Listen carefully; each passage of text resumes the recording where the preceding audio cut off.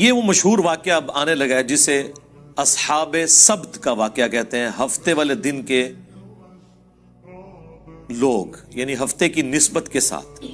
جس طرح مسلمانوں کے لیے جمعے کا دن ہے، کرسچنز کے لیے اتوار کا دن ہے، یہودیوں کے لیے ہفتے کا دن اللہ تعالیٰ نے مقرر کیا تھا اسپیسیفکلی. گو مسلمانوں کو اللہ تعالیٰ نے اس طرح پابند نہیں کیا کہ صرف انہوں نے جمعے والے دن ہی اللہ اللہ کرنی ہے، وہ تو پوری زندگی کرنی ہے، لیکن ان کے لیے پورا ہفتے کا دن وقف تھا. وہ کوئی اور کام نہیں کر سکتے تھے سوائے اس کے کہ وہ خدا کے ساتھ اپنی کمٹمنٹ کریں گے، پورا دن عبادت میں گزاریں گے. اور ساتھ ہی ساتھ ان پہ دوسری آزمائش یہ ڈالی گئی تھی کہ ہفتے کے دن وہ شکار بھی نہیں کریں گے. مچھلیوں کا شکار جو ان کے لیے گزر بسر کا ذریعہ تھا، ہفتے کے دن نہیں کریں گے، باقی دنوں میں کریں، سٹور کر کے کھائیں، کوئی مسئلہ نہیں ہے. لیکن انہوں نے اللہ تعالیٰ کے حکم کی نافرمانی کی. اس کے بدلے میں اللہ تعالیٰ نے انہیں بندر اور خنزیر بنا دیا، وَلِعَوْذُ بِاللَّهِ تعالی. یہ واقعہ مسلمانوں کے لیے اس اعتبار سے بڑا عبرت کا نشان ہے کہ اگلی امتوں کو دنیا میں ہی نافرمانیوں کی سزا مل جایا کرتی تھی. اس امت کے لیے نبی صلی اللہ علیہ وآلہ وسلم کی دعاؤں کی برکت سے دنیا میں کافی حد تک مسئلہ اللہ تعالیٰ نے ٹال دیا. لیکن آخرت میں عذاب ہوگا. یہ نہیں ہے کہ وہ معاف ہو جائے گا جو غلط حرکتیں کی. یہ اصحاب سبت کا واقعہ ہے، یعنی ہفتے والے دن سے متعلقہ لوگ. یہی وہ لوگ تھے جو بندر بنا دیے گئے، خنزیر بنا دیے گئے. یہاں پہ یہ واقعہ آ رہا ہے، وہ انشاءاللہ ہم تفصیل سے کور کریں گے. اس واقعے میں جو سب سے عبرت والی چیز ہے وہ یہ ہے کہ بنی اسرائیل کے لوگ 3 گروہوں میں بٹ گئے. ایک وہ لوگ تھے جنہوں نے کہا کہ ہم اللہ تعالیٰ کے اس حکم کی نافرمانی نہیں کریں گے، پلس جو لوگ نافرمان تھے انہیں وہ اس نافرمانی سے روکتے تھے. یہ سب سے اعلیٰ ترین درجہ ہے. دوسرے وہ لوگ تھے جو خود تو نافرمانی نہیں کرتے تھے لیکن نافرمانوں کو روکتے نہیں تھے. یہ سب سے آسان کام ہوتا ہے اس حوالے سے. کسی کی گالیاں نہیں کھانی پڑتی، آپ کو مخالفت نہیں سہنی پڑتی، کیونکہ جب آپ کسی کو روکیں گے تو ظاہر ہے پھر آپ کی بدنامی وہ کرے گا، آپ کو دشمنی مول لینی پڑ جائے گی. یہ دوسری کیٹیگری تھی، میٹھی میٹھی بات کرنے والے لوگ، صرف فضائل اعمال سنانے والے لوگ، برائی سے روکنے والے نہیں، صرف امر بالمعروف کرنے والے لوگ، نیکی کا حکم دینے والے لوگ، نہی عن المنکر، برائی سے روکنے والے نہیں. اور تیسرے وہ بدبخت تھے کہ جو ڈائریکٹلی اس حکم کی نافرمانی کر رہے تھے اور ہفتے کے دن وہ شکار کرتے تھے. اب حیران کن بات ہے، اللہ تعالیٰ نے تینوں گروہوں کا ذکر کیا، اس کے بعد جب اینڈ رزلٹ سنایا نا تو یہ سنایا کہ اللہ نے نجات دے دی ان لوگوں کو کہ جو نہ تو خود یہ کام کرتے تھے بلکہ وہ باقیوں کو بھی اس برائی سے روکتے تھے. یعنی جو گونگے شیطان نہیں تھے، خود بھی برائی سے بچتے تھے، لوگوں کو بھی روکتے تھے، انہیں تو ہم نے نجات دے دی. اور جو برائی کرنے والے تھے ان کو ہم نے بندروں کی شکل بنا دیا. اور جو تیسری کیٹیگری تھی نا، ان کا اللہ تعالیٰ نے ذکر کرنا بھی گوارا نہیں کیا کہ ان کا انجام کیا ہوا. اتنا ذکر ضرور کیا کہ اس طرح کے لوگ تھے. یہی وجہ ہے کہ انہی آیات کے کانٹیکسٹ میں المستدرک للحاکم میں تفصیل کے ساتھ ایک حدیث موجود ہے. میں نے پہلے بھی کئی دفعہ عرض کیا ہے کہ قرآن کی اگر آپ نے تفسیر احادیث کی روشنی میں دیکھنی ہے نا، تفسیر ابن کثیر تو بہت اچھا کام ہوا ہے، انہوں نے ساری چیزیں ایک جگہ جمع کر دی، آسانی ہے، اس میں اب صحیح اور ضعیف کے حکم بھی لگ چکے ہیں. لیکن ڈائریکٹلی اگر آپ نے احادیث کی کتابوں سے قرآن کی تفسیر پڑھنی ہے نا تو صحیح بخاری کا کتاب التفسیر چیپٹر پڑھ لیں، جامعہ ترمذی کا کتاب التفسیر چیپٹر پڑھ لیں، اور المستدرک للحاکم کا کتاب التفسیر چیپٹر وہ تو بہت ڈیٹیل کے ساتھ ہے. یہ 3 حدیث کی کتابیں ایسی ہیں جن میں باقاعدہ پورے چیپٹرز ہیں، اور ان محدثین کو اپنے گیون سرکمسٹانسز میں اصولوں کے مطابق جو جو روایتیں قرآن کی شان نزول میں ملی یا اس سے متعلقہ صحابہ کے فرامین ملے یا کوئی واقعات ملے احادیث سے، وہ انہوں نے جمع کیے. اسی لیے شاہ ولی اللہ دہلوی نے الفوز الکبیر فی اصول التفسیر جو کتاب لکھی ہے، جس میں انہوں نے قرآن کی تفسیر کے اصول بتائے ہیں، اس میں انہوں نے کہا کہ سب سے بیسٹ تفسیر قرآن کی وہ تو ہے قرآن کی آیات سے، جس طرح قرآن میں ہے صراط الذین انعمت علیہم، راستہ ان لوگوں کا جن پر تیرا انعام ہوا. لوگ یہ آیت پڑھ کے اپنے بزرگ بابوں کا ذکر کرتے ہیں، جبکہ قرآن نے پھر سورۃ النساء میں بتایا کہ یہ لوگ کون ہیں. من النبیین والصدیقین والشہداء والصالحین، نبی ہیں، صدیق ہیں، شہید ہیں اور صالحین. اور صالحین جو اللہ کی نظر میں صالحین ہیں وہ ڈیفینیٹلی تو صحابہ اور اہل بیت ہیں رضی اللہ عنہم وعلیہم السلام اجمعین. باقی آپ کی اسیسمنٹ ہے. اور اب اس دور میں تو ہر فرقے کے صالحین ڈیفرنٹ ہے. ایک کے صالحین دوسرے کے مشرکین ہیں، دوسروں کے صالحین ان کے گستاخان رسول ہیں. اس کو تو آپ چھوڑ دیں. بہرحال یہ 3 کتابیں دی بیسٹ قرآن کی تفسیر ہیں. ان کے چیپٹر، صحیح بخاری کا چیپٹر، ترمذی کا اور المستدرک للحاکم کا.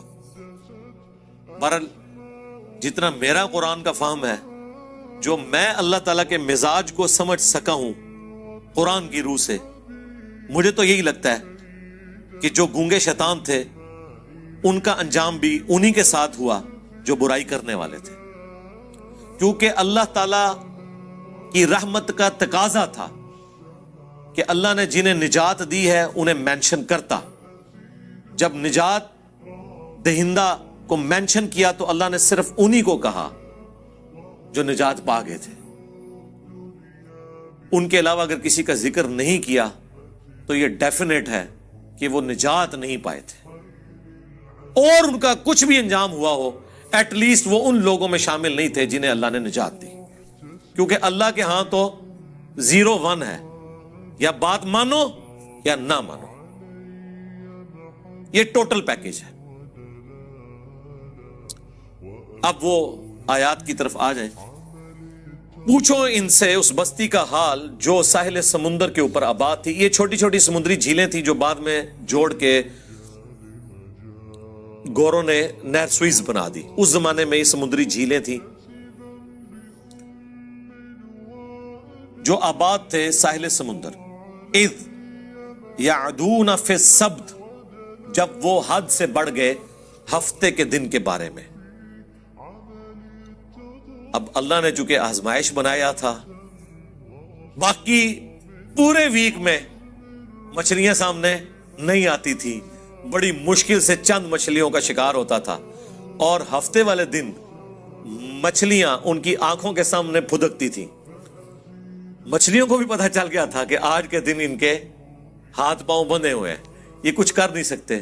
ان کو بھی اپنے ایکسپیرینس سے پتہ چل گیا تھا. تو وہ بھی اللہ تعالیٰ کی طرف سے ان پہ آزمائش مسلط ہوئی کہ ایک بھوکے بندے کے سامنے آپ لا کے مرغن غذائیں رکھ دیں تو ظاہر ہے اس کا تو روزہ ٹوٹے گا. اسی کا اللہ نے ذکر کیا ہے. اذ یعدون فی السبت اذ تأتیہم حیتانہم یوم سبتہم شرعا، جبکہ ہفتے کے دن ان کے پاس مچھلیاں پانی پر پھدکتی تھی، سامنے آ جاتی تھی. یعنی انہوں نے چینگے لاندیاں سن کہ ہاں جی پھڑ لو. اب ان کے سامنے آ رہی ہیں، آزمائش ان کے لیے. وَيَوْمَ لَا يَسْبِتُونَ، اور جب ہفتے کا دن نہیں ہوتا تھا، لا تأتیہم، تو ان کے پاس وہ نہیں آتی تھی. باقی دنوں میں ان کو مشکل سے شکار کرنا پڑتا تھا، ہفتے کے دن ان کے سامنے پھدکتی تھی. اب یہ آزمائش تھی، اسی لیے ہفتے والے دن وہ کثرت میں سامنے نظر آتی تھی. کذالک، اس طریقے سے، نبلوہم بما کانوا یفسقون، ہم نے آزمائش میں ڈال دیا بسبب اس کے کہ وہ نافرمانی کیا کرتے تھے. اس سبب سے اللہ تعالیٰ نے انہیں آزمائش میں ڈالا. ایک مشکل وقت، ظاہر ہے اللہ تعالیٰ کی طرف سے جو آزمائش آتی ہے نا، سب سے بہتر تو یہ کہ آزمائش نہ آئے، اور جب آ جائے تو یہ اللہ تعالیٰ کا خاص کرم ہوتا ہے کہ کوئی شخص اس آزمائش سے بچ جائے۔ نبی علیہ السلام نے تو اسی لیے دعا کی ہے، جو میں نے اکثر آپ کو بتایا، جامعہ ترمذی میں، مسند احمد میں اور مشکاۃ المصابیح میں بھی 748 نمبر حدیث ہے، جو نبی علیہ السلام کو خواب میں اللہ کی زیارت ہوئی تھی، اس میں آپ نے جو دعا کی تھی اور نبی علیہ السلام نے کہا کہ یہ میری دعا لے لو اور باقی لوگ بھی یاد کرو، اس میں یہ بھی الفاظ ہیں وَإِذَا أَرَدْتَ فِتْنَةَ فِي قَوْمٍ فَتَوَفَّنِي غَيْرَ مَفْتُونٍ، اے اللہ جب تو کسی قوم کو آزمائش میں ڈالے نا تو ہمیں اس آزمائش سے دور ہی رکھنا۔ ہاں، یہ نہیں ہے کہ انسان بہادر بن کے کہ اللہ میرے پہ آزمائشیں ڈال اور مجھے صبر دے، نہیں، یہ کہنا چاہیے کہ اے اللہ آزمائش سے دور رکھنا۔ ہاں، جب کبھی ناگزیر ہو جائے وَلَنَبْلُوَنَّكُمْ بِشَيْءٍ مِّنَ الْخَوْفِ وَالْجُوعِ وَنَقْصٍ مِّنَ الْأَمْوَالِ وَالْأَنفُسِ وَالثَّمَرَاتِ، تو ٹھیک ہے، اس میں اللہ تعالیٰ صبر دے، سب کچھ ہے، لیکن پہلی پرائورٹی نبی علیہ السلام نے یہی دعا سکھائی ہے کہ اللہ تعالیٰ فتنے میں مبتلا نہ کرے، کیونکہ بڑے بڑے ایمان والوں کے روزے ٹوٹ جاتے ہیں اس طرح کی آزمائشوں میں۔ جب امام حنیفہ رحمہ اللہ کے اوپر مشکل وقت آیا ہے تو پھر امام حنیفہ ہی کھڑے ہوئے ہیں خلیفہ منصور کے خلاف، باقی ان کے زمانے کے بڑے بڑے علماء مصلحت کا شکار ہو گئے۔ جب احمد بن حنبل کے دور میں خلق قرآن کا مسئلہ کھڑا ہوا ہے تو احمد بن حنبل رحمہ اللہ نے ہی استقامت دکھائی ہے، باقی کئی لوگ جو ہیں اس زمانے کے جو بڑے بڑے ائمہ ہیں مصلحت کا شکار ہو گئے۔ تو ہر زمانے میں جو حسینی فکر ہے وہ چند ایک لوگ ہی لے کے چلتے ہیں، سب میں اتنی جرت نہیں ہوتی۔ تو اللہ تعالیٰ فرماتا ہے کہ بسبب ان کی نافرمانیوں کے ان کو ہم نے آزمائش میں ڈالا، یعنی پہلے بھی ان کے کرتوت ایسے تھے، تو جب کرتوت برے ہوتے ہیں تو بعض اوقات اللہ تعالیٰ آزمائش ڈال دیتا ہے، اور یہ ان کے اوپر آزمائش تھی۔ وَإِذْ قَالَتْ أُمَّةٌ مِّنْهُمْ، جب ان میں سے ایک گروہ نے کہا لِمَ تَعِظُونَ قَوْمًا، کیوں تم ایسی قوم کو واعظ و نصیحت کرتے ہو، قَوْمًا اللَّهُ مُهْلِكُهُمْ، کہ جس قوم کو اللہ تعالیٰ ہلاک کر دے گا، او معذبهم عذابا شدیدا، یا انہیں شدید عذاب دینے والا ہے۔ یعنی کیوں سمجھاتے ہو ان نافرمانوں کو، چھوڑو، انہوں نے اپنی قبر میں جانا ہے، تم نے اپنی قبر میں جانا ہے، چپ کر کے تم تو برائی نہیں کر رہے نا، ان کو ان کے حال کے اوپر چھوڑ دو۔ ان کا جواب سنیں کیا ہے، قالو، وہ کہنا شروع ہو گئے اس کے جواب میں، معذرتن الی ربکم ولعلہم یتقون، ہم تو یہ اس لیے ان کو برائی سے روکنے ہیں کہ اپنے رب کے حضور عذر پیش کر سکیں کہ یا اللہ جو ہم سے بن پڑی، ہم نے برائی کو روکنے کی کوشش کی، اور دوسرا مقصد یہ ہے لعلہم یتقون، کہ شاید ہماری نصیحت سے یہ ڈر جائیں اور یہ بھی اپنی آخرت برباد ہونے سے بچا لیں۔ یہ سیکنڈری مقصد ہے، جو میں اکثر کہتا ہوں کہ ہم یہ جو دعوت و تبلیغ کا کام کر رہے ہیں، لوگوں کو برائی سے روک رہے ہیں، اچھائی بتا رہے ہیں، عقیدے کی خرابیاں ہائی لائٹ کر رہے ہیں، اس میں پرائمری جو ہمارا مقصد ہے وہ اپنی آخرت کی فکر ہے، کسی دوسرے کی آخرت کی فکر نہیں ہے، وہ سیکنڈری چیز ہے۔ سب سے پہلے تو ہمیں ہماری طرف سے پوری دنیا جہنم میں چلی جائے ہمیں تو فرق نہیں پڑتا، ہمیں تو فرق اس بات سے پڑتا ہے کہ ہم نہ کہیں جہنم میں چلے جائیں۔ پہلی ایفرٹ تو ہماری اپنی ذات کے لیے ہوگی، قُوا أَنفُسَكُمْ وَأَهْلِيكُمْ نَارًا، بچاؤ اپنے آپ کو اور اپنے گھر والوں کو جہنم کی آگ سے، باقیوں کی بعد میں فکر کریں گے۔ افریقہ کے جنگلوں میں لوگ کدھر جا رہے ہیں وہ بعد میں دیکھیں گے، پہلے تو اپنے گھر میں لوگ کدھر جا رہے ہیں وہ دیکھیں گے۔ پہلے تو ہم خود قرآن و سنت سے اپنی اصلاح کی کوشش کریں گے، تو ان کا اپنے رب کے حضور معذرت کر سکیں، ہم عذر پیش کر سکیں کہ یا اللہ ہم نے وہ چاروں شرائط پوری کی تھی، الا الذین آمنوا وعملوا الصالحات، یہ تو آسان ہے، ایمان لاؤ نیک اعمال کرو، لیکن وتواصوا بالحق، حق بات کی وصیت کرنا مشکل ترین کام، اور اس کے بعد اس کا منطقی انجام، وتواصوا بالصبر، پھر تکلیف آئے گی تو صبر اختیار کرنا ہے۔ یہ اتنا مشکل کام ہے کہ بڑے بڑے اہل ایمان وہ بھی بعض اوقات کمزور درجے کی طرف چلے جاتے ہیں۔ ہر بندے میں یہ حوصلہ نہیں ہوتا کہ حالات و واقعات کا وہ مقابلہ کر سکے. ہم ان پہ کوئی فتویٰ نہیں لگاتے جو اس طرح کرتے ہیں، لیکن ہم لوگوں کو یہ بتائیں گے کہ خدا کے لیے فرق سمجھو. لوگ کہتے تو ہیں کہ حسین ابن علی کے زمانے میں لوگ روکتے تھے ان کو کہ آپ وہاں نہ جائیں، یہ آپ کو شہید کر دیں گے. تو کیا وہ لوگ غلط تھے اور حسین ابن علی اکیلے ٹھیک تھے؟ میرے بھائی پہلے تو آپ اپنی اصلاح کریں.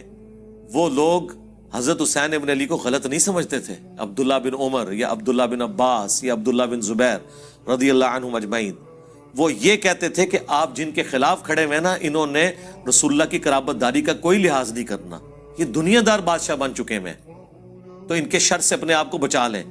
وہ یہ نہیں کہتے تھے کہ آپ غلط ٹریک پہ ہیں. وہ دوسرے معنوں میں یہ کہہ رہے تھے کہ یہ بدماش ہیں، آپ کے ساتھ ظلم کریں گے. تو جس طرح ہم نے خاموشی اختیار کی ہوئی ہے، کمزور درجے پہ ایمان پہ اپنے آپ کو رکھا ہوا ہے، ہمارے مقابلے پہ نہیں، اس زمانے میں حسین ابن علی کے مقابلے پہ، تو آپ بھی وہ درجہ اختیار کر لیں. لیکن حسین ابن علی کا اسٹانس یہ تھا کہ عبداللہ بن عمر، عبداللہ بن عباس یا عبداللہ ابن زبیر، ان کا بنو امیہ کے خلاف کھڑا نہ ہونا کوئی مسئلہ نہیں ہے، کیونکہ ان میں سے کسی کے گھر بھی نبوت نہیں آئی ہے. نبوت تو آئی ہے بنو ہاشم کے گھر، اور رسول اللہ کے علم کا وارث تو میں ہوں. اگر میں نے باطل کے ساتھ کمپرومائز کیا تو یہ دین کا حصہ بن جائے گا. یہی وجہ ہے کہ 3 بر اعظموں نے یزید ابن معاویہ کی بیعت کر لی، لیکن یزید کو ہضم نہیں ہو رہی جب تک حسین نہ کرے، کیونکہ انہیں پتا تھا کہ جب تک حسین بیعت نہیں کرتے تو یہ دھکے سے ہی ہماری حکومت ہے، لیجٹمائز نہیں ہوگی، یہ خلافت نہیں ہوگی، اسلامی حکومت نہیں ہوگی، کیونکہ نبی کے گھر والے ہی نہیں جب اسے مان رہے. تو گارنٹی تو دینی ہے نبی کے گھر والوں نے، باقیوں کی گارنٹی کی کیا حیثیت ہے؟ یہ وجہ تھی. تو یہ ہمیشہ کم لوگ ہوتے ہیں اور وہ ڈرتے ہیں کہ یار اللہ کے حضور کیا جواب دیں گے. فلما، پس جب نسو ما ذکروا بہ، انہوں نے فراموش کر دیا جو انہیں ڈر سنایا گیا تھا، جو نصیحت کی گئی تھی. انجینا الذین ینہون عن السوء، تو ہم نے نجات دے دی ان کو جو برائی سے روکنے والے تھے، یعنی جو حسین ابن علی کی نیچر رکھنے والے تھے، ان کو تو مل گئی نجات. وَأَخَذْنَا الَّذِينَ ظَلَمُوا، اور پکڑ لیا ان کو ہم نے جو ظلم کرنے والے تھے، بِعَذَابٍ بَئِيسٍ بِمَا كَانُوا يَفْسُقُونَ، جن لوگوں نے اپنی جانوں پر ظلم کیا، برے عذاب سے ان کو پکڑ لیا گیا بوجہ اس کے کہ وہ نافرمانی کیا کرتے تھے. فَلَمَّا عَتَوْا عَمَّا نُهُوا، جب انہوں نے سرکشی کی اس سے جس سے ان کو روکا گیا تھا، مَا نُهُوا عَنْهُ، جس سے وہ لوگ روکے گئے تھے، قُلْنَا لَهُمْ كُونُوا قِرَدَةً خَاسِئِينَ، تو ہم نے ان سب کے سب کو کہا کہ بن جاؤ پھٹکارے ہوئے بندر. بس اللہ نے تو پھر کن فیکون ہی ہوتا ہے، کہا اور وہ بن گئے. اللہم لا تجعلنا منہم، اللہم احسن عاقبتنا فی الامور کلیہا واجرنا من خزی الدنیا وعذاب الاخرہ، آمین. اللہ اکبر. اب یہ واقعہ یہاں پہ مکمل ہو گیا ہے. دیکھ لیں ان اٹینڈڈ ہے وہ گروہ. اللہ نے 2 گروہوں کا ذکر کر دیا. جو روکنے والے تھے وہ نجات پا گئے، اور جو کرنے والے تھے وہ تباہ و برباد ہو گئے. اللہ نے ان کو بندر بنا دیا. لیکن جو تیسری کیٹاگری تھی نا، جو کہہ رہی تھی کہ تانوں کیڑی لوڑ ہے، تسی اپنی قبر ہی جانا ہے، انہوں نے اپنی قبر ہی جانا ہے، آپ کو کیا تکلیف ہے، ان کو اللہ تعالیٰ نے اس قابل بھی نہیں سمجھا کہ ان کے انجام کا ذکر کرے، اچھا یا برا. وَإِذْ تَأَذَّنَ رَبُّكَ، اور یاد کرو جب تمہارے رب نے یہ اعلان کیا تھا، لَيَبْعَثَنَّ عَلَيْهِمْ إِلَى يَوْمِ الْقِيَامَةِ، کہ ضرور اللہ تعالیٰ بھیجتا رہے گا ان پر قیامت کے دن تک، من یسومہم سوء العذاب، ایسے ان کے اوپر حکمران مسلط ہوں گے، ایسا جابر حکمران ان کے اوپر آتے رہیں گے جو انہیں عذاب دیں گے، برا تکلیف دیں گے دنیا میں. حتیٰ کہ وہ بنی اسرائیل کے جو 2 عروج اور 2 زوال کا ذکر ہے سورہ بنی اسرائیل کے آغاز میں، اس میں اللہ تعالیٰ نے فرمایا ہم نے اپنے سخت لڑائی لڑنے والے بندے مسلط کر دیے. کس کے اوپر؟ بنی اسرائیل کے اوپر. اور انہوں نے بیت المقدس کی اینٹ سے اینٹ بجا دی. اللہ نے ان کافروں کو اپنی طرف منسوب کیا کہ ہم نے یہ مسلط کیے. اس امت کے اوپر بھی اللہ نے مسلط کیے. تاتاری اینٹ سے اینٹ بجائی انہوں نے بغداد کی. اللہ عذاب جب دلواتا ہے نا تو وہ اپنی مخلوق کے ذریعے ہی دلواتا ہے، اور اس وقت وہ مسلط ہوئے ہوتے ہیں. پھر تاتاریوں نے سرکار نہ کوئی بزرگ دیکھا ہے، نہ کوئی غوث دیکھا ہے، نہ کوئی کتب دیکھا ہے، وڈ کے پرے ماریا ہے. سارے بزرگوں کے حالات لکھنے والے جو شیخ فرید الدین عطار تذکرۃ الاولیاء جنہوں نے لکھی ہے، ان کو بھی تاتاریوں نے قتل کیا ہے. بچے کوئی نہیں، ٹھیک ہے، کیونکہ اللہ کی طرف سے تاتاری مسلط ہوئے تھے مسلمانوں پہ. تو اللہ نے فرمایا کہ بنی اسرائیل کے ساتھ بھی میں یہ کرتا رہوں گا. اچھا، اس میں یہ نہ سمجھیے گا کہ ان کے آباء و اجداد کی سزا ان کی اولادوں کو مل رہی ہے. نہیں، بنی اسرائیل میں سے جن لوگوں نے حق قبول کر لیا وہ اس عذاب سے بری ہو گئے. عبداللہ بن سلام جیسے لوگ بھی تو موجود تھے نا، یہودی عالم جنہوں نے اسلام قبول کیا. اس سے مراد وہ ہے بنی اسرائیل میں سے جنہوں نے اپنے آباء و اجداد کی وہ روش چھوڑی نہیں ہے اور پیغمبروں کی نافرمانی کو اپنا شعار بنا کے رکھا. ان پر قیامت کے دن تک عذاب آتا رہے گا. جابر حکمران مسلط ہوں گے. ایک تو 8 سے 100 سال پہلے اتنا بڑا حکمران مسلط ہوا ان کے اوپر، ہٹلر. 60 لاکھ یہودی قتل کر دیے. چلے بعض لوگ کہتے ہیں نہیں 60 لاکھ نہیں تھے، 6 لاکھ تھے. سرکار 6 لاکھ بھی تھوڑا بندہ ہے. 6 لاکھ بندے مارنے کے لیے اس نے 100 فیکٹریاں بنائی. اس نے جو کچھ کیا وہ غلط کیا، لیکن جن کے ساتھ ہوا اللہ تعالیٰ کی عذاب کی گرفت میں تھے. وہ ان ربک لسریع العقاب، بے شک تیرا رب عذاب دینے میں جلدی فرمانے والا ہے. لیکن بعض اوقات ڈھیل بھی دے دیتا ہے، لیکن دنیا میں بعض اوقات تھوڑا بہت مزہ ضرور چکھاتا ہے. آخرت کا تو عذاب پکا ہے. وَإِنَّهُ لَغَفُورٌ رَحِيمٌ، اور سائملٹینیس کنٹراسٹ ہے. اور بے شک وہ ضرور بالضرور بخشنے والا مہربان ہے. یعنی آج بھی اگر کوئی دعوت حق قبول کر لے تو اللہ تعالیٰ اس کے اوپر مہربان ہے. وَقَطَّعْنَاهُمْ فِي الْأَرْضِ أُمَمًا، اور ہم نے ان کو بانٹ دیا زمین میں کئی گروہوں کے اندر. یہ بھی اللہ تعالیٰ کی طرف سے ایک سزا ہوتی ہے کہ آپ کی یونٹی ختم ہو جائے. آج مسلمان بھی دیکھیں نا کئی گروہوں میں بٹ گئے ہیں، فرقہ واریت کے اعتبار سے بھی، ایون لسانیت کے اعتبار سے بھی. آج بھی وہ تفریق باقی ہے، اجمی اور عربی والی. سب کانٹیننٹ کے لوگوں کو عربی کس طرح ڈیل کرتے ہیں؟ اپنے غلاموں کی طرح. تو اس طرح کی تفریق شروع ہو جاتی ہے. پھر صرف جمعے کے خطبوں میں رہ جاتا ہے کہ کسی عربی کو اجمی پر، کسی کالے کو سفید پر، کسی سفید کو کالے پر، کسی سرخ کو سیاہ پر، کسی سیاہ کو سرخ پر. کوئی فضیلت حاصل نہیں ہے. مسند احمد میں جو خطبہ ہے رسول اللہ صلی اللہ علیہ وآلہ وسلم کا حجۃ الوداع کا، تقریروں تک تو رہتا ہے، لیکن جیسے ہی ممبر سے نیچے اترتے ہیں پھر وہ ڈیفرنس شروع ہو جاتے ہیں. منہم الصالحون، ان میں سے نیک لوگ بھی ہیں. ومنہم دون ذالک، اور کچھ اور طرح کے لوگ بھی ہیں جو برے اعمال کرنے والے ہیں. وبلوناہم بالحسنات والسیئات، اور ہم نے انہیں آزمایا نعمتیں دے کر بھی اور تکالیف کے ذریعے بھی. لعلہم یرجعون، تاکہ وہ ہماری طرف پلٹ آئیں. یہ اللہ تعالیٰ کا ایک سمجھ لیں ڈیوائن قانون ہے کہ دنیا میں اللہ تعالیٰ بعض اوقات تکلیف اس لیے بھی دیتا ہے کہ شاید اللہ کی طرف لوگ پلٹ آئیں. دنیا کی آزمائشیں اللہ کی طرف رجوع لانے کا ذریعہ بن جاتی ہیں. انڈیویجول لیول کے اوپر بھی آپ دیکھیں گے کئی لوگ ایسے ہیں، گھر میں جوان موت ہوئی، یا ماں مر گئی یا باپ مر گیا، تو وہ پہلی دفعہ جب دفنانے کے لیے قبرستان جاتے ہیں اور اس منظر کو اپنی آنکھوں سے دیکھتے ہیں تو دل میں رقت پیدا ہوتی ہے اور وہ کہتے ہیں کہ ٹھیک ہے اب ہم نے اللہ کی طرف آنا ہے. اس دنیا میں تکلیف انسان کو بعض اوقات اس اعتبار سے نعمت بن کے آتی ہیں کہ اللہ کی طرف لوگ رجوع لے آئیں. تو اللہ تعالیٰ فرماتا ہے کہ ہم پھر ان کی اولادوں کو، بنی اسرائیل کی اولاد کو جو چلی وہ ساری نسل تکلیف کے ذریعے آسائشیں دے کے ہر طریقے سے آزماتے رہے تاکہ وہ پلٹ آئیں اللہ کی طرف.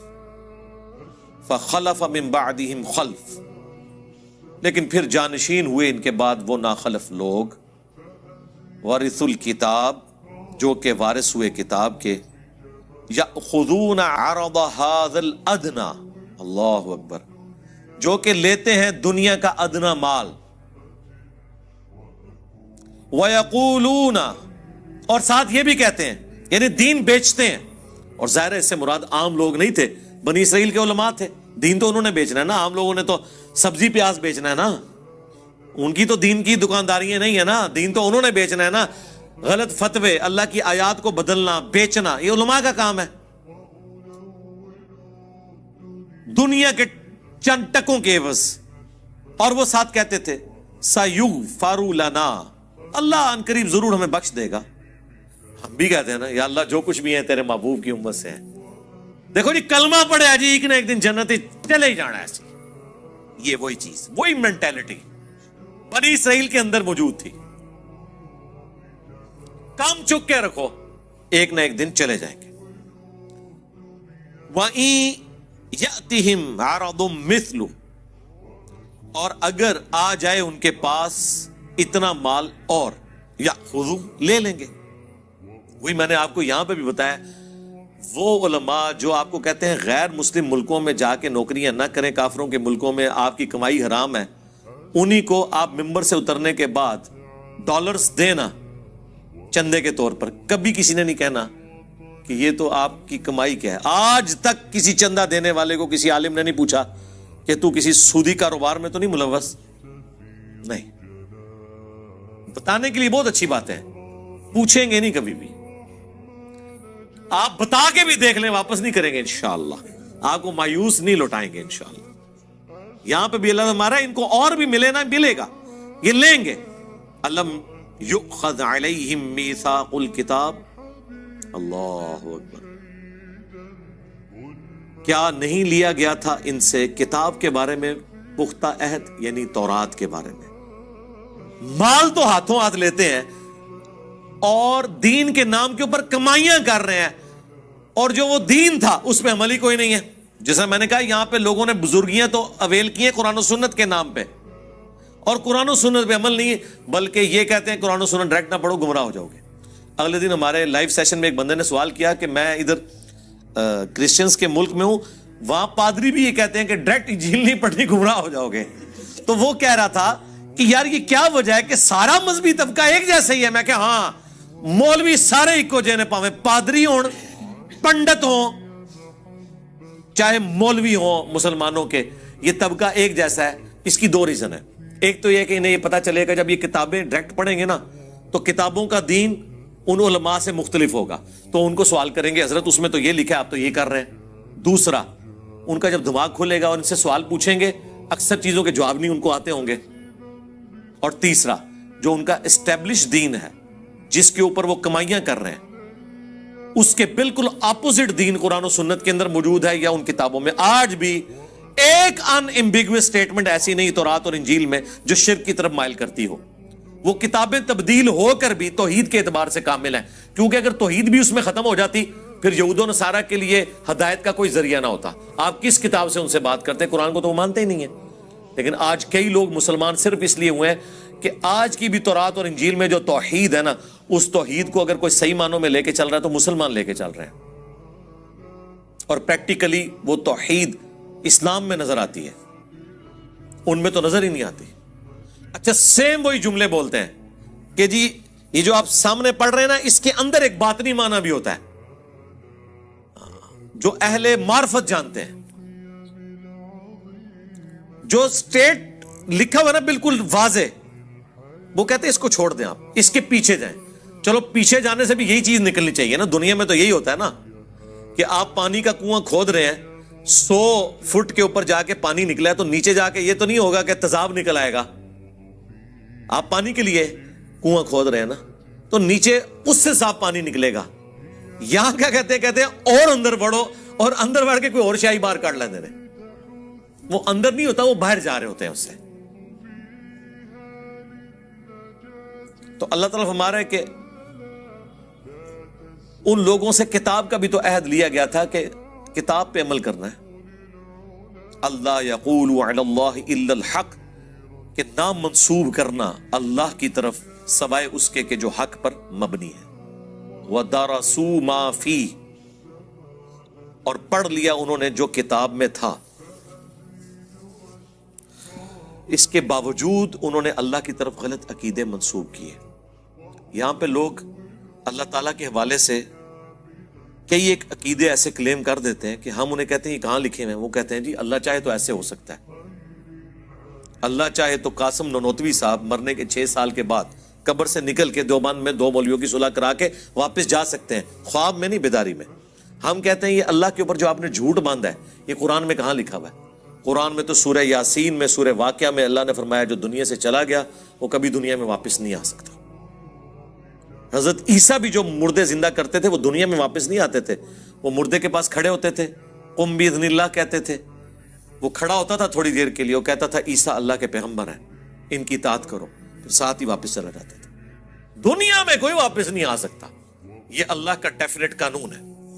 چاہے کوئی بزرگ نہیں, اللہ چاہے, سرکار اللہ کا چاہنا آپ چاہیں گے, یہ وہی چیز ہے. لا یقول علی اللہ الا الحق, مت اللہ کے اوپر کوئی بات ایسی منسوب کرو سوائے اس کے کہ جو حق پہ مبنی ہے.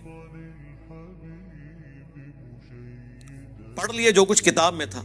والدار الآخرۃ خیر للذین یتقون, اور جو آخرت کا گھر ہے وہ تو بہتر ہے ان لوگوں کے لیے جو پرہیزگاری کی روش اختیار کریں.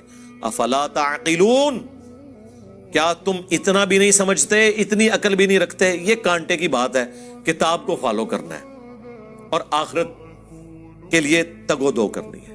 یعنی پورا دین یہی ہے نا کہ آپ نے اللہ کی وحی کو فالو کر کے آخرت اپنی بنانی ہے. پورا دین یہ نٹ شیل کے اندر ہی ہے.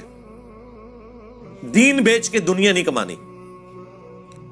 والذین یمسکون بالکتاب, اور جنہوں نے مضبوطی سے پکڑا ہے کتاب کو, وَأَقَامُوا الصَّلَاةَ, اور قائم کرتے ہیں نماز, اِنَّا لَا نُضِيعُ أَجْرَ الْمُصْلِحِينَ, ہم کبھی ایسے لوگوں کا اجر ضائع نہیں کریں گے جو اصلاح کرنے والے ہیں, اپنی اصلاح بھی اور دوسروں کی اصلاح بھی, جو نیکوکاری کی روش اختیار کرنے والے ہیں, اللہ تعالیٰ ان کا اجر کبھی ضائع نہیں کرے گا. دنیا میں نے اکثر کہا ہے کہ یہ ہو سکتا ہے کہ کسی کی محنت ضائع ہو جائے, لیکن آخرت کے لیے جو آپ نے دنیا میں محنت کی ہے نا, اس کا اجر آپ کو ملنا ہے. کیونکہ دنیا کو اللہ نے آزمائش کے ساتھ جوڑا ہوا ہے. محنت کر کے بھی بعض اوقات آپ کا نقصان ہو جائے گا. آخرت کے لیے محنت کر کے نقصان نہیں ہوگا اگر آپ نے صحیح طریقے سے محنت کی ہے, جو کرنے کا حق ہے, صحیح ڈائریکشن میں کی ہے. اسی لیے اللہ تعالیٰ کہتا ہے کہ میں اپنے وعدے کے خلاف نہیں کرتا. کوئی ذرہ برابر نیکی کرے گا تو وہ بھی دیکھ لے گا, ذرہ برابر گناہ کرے گا تو وہ بھی دیکھ لے گا. فَمَن يَعْمَلْ مِثْقَالَ ذَرَّةٍ خَيْرًا يَرَهُ وَمَن يَعْمَلْ مِثْقَالَ ذَرَّةٍ شَرًّا يَرَهُ. اب ایک اور بنی اسرائیل کے ساتھ بہت بڑا اللہ نے جو معجزہ کیا, تھریٹ کی انہیں, اللہ اکبر. وَإِذْ نَتَقْنَا الْجَبَلَ فَوْقَهُمْ, اور یاد کرو وہ وقت جب ہم نے اٹھا لیا تھا تم پر پہاڑ, كَأَنَّهُ ظُلَّةٌ, یہاں تک کہ وہ صاحبان بن گیا. وَظَنُّوا أَنَّهُ وَاقِعٌ بِهِمْ, اور وہ گمان کرنا شروع ہو گئے کہ قریب ہے کہ یہ پہاڑ ہم پہ گر پڑے. اللہ تعالیٰ نے کوہ طور پہاڑ کو بلند کر کے بادل کی شکل میں 6 لاکھ بنی اسرائیل کے اوپر کروڑوں ٹن کا پہاڑ ہے. یہ دھمکی لگائی جا رہی ہے پکڑو تورات کو, ادروائز ڈگیا جو توڑے ہوتے. اتنی وڈنی تھریٹ. خذوا ما آتیناکم بقوہ, پکڑو اس کو جو ہم نے تمہیں عطا کیا ہے پوری قوت کے ساتھ. قوت کے ساتھ یہ نہیں ہے کہ مطلب وہ گر نہ جائے, مراد یہ ہے کہ اس کے ایسن کو فالو کرو, اس کی روح کو فالو کرو. وَاذْكُرُوا مَا فِيهِ، اللہ اکبر، اور یاد کرو جو کچھ اس کے اندر ہے اسے فالو کرو، لعلکم تتقون، تاکہ تم پرہیزگار بن سکو، ڈر جاؤ۔ تو یہ بنی اسرائیل سے اللہ تعالیٰ نے عہد لیا تھا۔ ظاہر اس وقت تو سب نے کہا کہ بالکل ہی اللہ جو تسی کہو گے ہوئے گا۔ جناب پہاڑ سر دے ہوتے ہوئے، سر کے اوپر پہاڑ سائبان اور بادل کی شکل میں ہو، اور تھریٹ ہو کہ یا تو تورات کو پکڑو ادروائز یہ موت کا پروانہ آیا تمہارے اوپر، اتنا بڑا معجزہ دیکھ کے بھی، لیکن بس اس وقت تو انہوں نے عہد کیا، لیکن بعد میں اکثریت نے بھلا دیا۔